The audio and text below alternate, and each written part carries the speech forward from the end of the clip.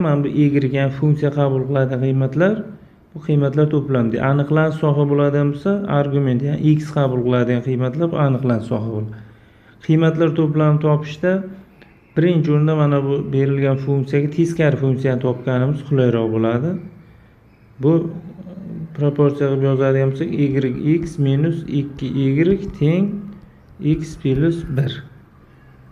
X qatnashganlar bir tarafga o'tkazamiz, y qatnashgan va sonlarni bir tarafga qoldiramiz. Mana bu x bo'ladi.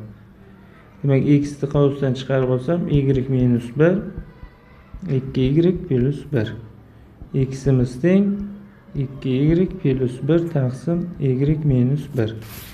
Bu yerda mana shu funksiya demak x bo'ldi. Bu argument o'zgaruvchi y ga aylanib qoldi bu yerda. Endi mana shuni aniqlanish sohasini topsam, ya'ni y minus 1 0 dan farqli deb oladigan bo'lsak, y teng emas 1 ga bo'ladi. Bu yozadigan bo'lsak, minus cheksizlikdan 1 gacha hamda 1 dan plus cheksizlikgacha.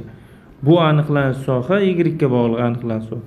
Funksiyani qiymatlar to'plamiga teng bo'ladi, teskarisi bo'lganligi uchun.